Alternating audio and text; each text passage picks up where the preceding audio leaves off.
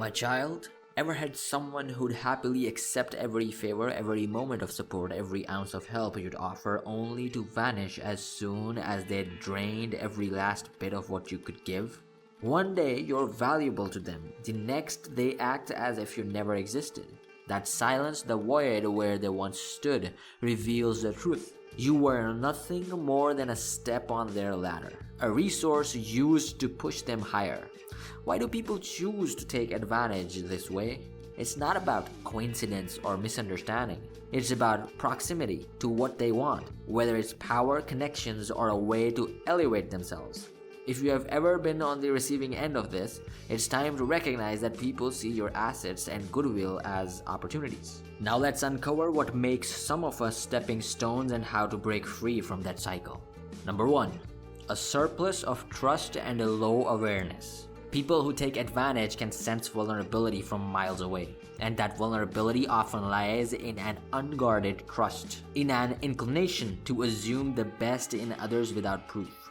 If you are willing to lend yourself out, not considering whether they'd do the same for you, you're putting yourself on offer. It's that vulnerability in decision making, the fear of conflict or rejection, that makes it easy for them to shape your path to their will.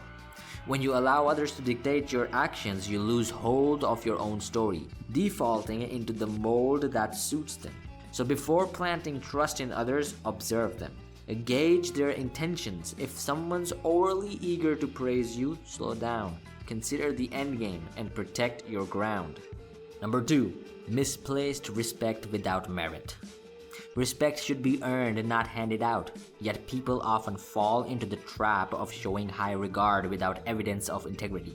Over-respecting, especially those who have shown little worth, only feeds into a cycle where you're ready to bow down before anyone who puts up a good front. It does not mean you treat everyone with cold skepticism, but rather that you give respect in doses, gradually as they demonstrate genuine worth. People who seek to use others recognize this tendency instantly. They see you as pliable, eager to please, and without defenses. By guarding your respect, you're creating a buffer, a boundary that keeps opportunists from immediately seeing you as a mark. Maintain your courtesy, yes, but never give more than is earned. Number 3. Generosity without limits. There's a noble drive to give, to believe in the goodness of humanity, and to act on a do good, receive good philosophy. But in a world of opportunists, unreserved generosity is a fast track to being taken advantage of. Let's be real. Kindness is priceless, but only to those who can appreciate it. Without boundaries, generosity is seen not as a trait, but as a resource. People who take without reciprocating soon stop seeing your efforts as acts of goodwill and instead see them as entitlements. Set your limits. Do favors for those who value it and show respect for your time and effort. Let the others fall away, because you have no business being a free-for-all for those who'd never reciprocate. Number 4. Boundaries. The essential defense. Boundaries are not barriers to kindness, they're fortresses for self-respect. If you let people freely shape your decisions or manipulate your emotions, you're handing over the keys to your dignity. Every manipulator's objective is to redefine your reality, to steer you away from your goals and lock you into theirs. Listen to that instinct, that inner voice that signals when something's amiss. This intuition isn't paranoia. It's a compass that warns when someone's intentions don't align with their actions. Hold to your standards, even if it means rejecting someone's demands or disappointing them. People who disregard your boundaries aren't allies, they are invaders, seeking to strip you of self-respect. Boundaries serve as a filter, a line that says, you have access this far and no further. Draw that line clearly and stick to it. Let me tell you something about recognizing manipulators. Manipulators tend to come in two forms, the blatant and the cunning.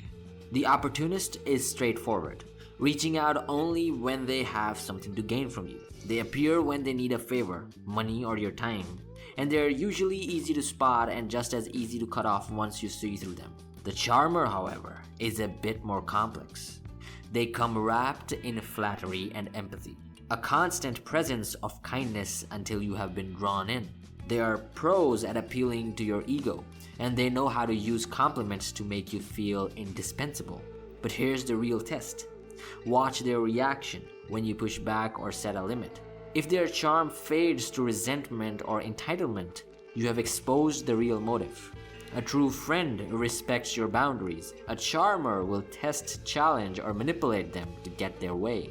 Understand this. Having strong ethics is a cornerstone of integrity, but let's not confuse steadfastness with gullibility. There is no shame in adjusting your moral approach when facing disingenuous people.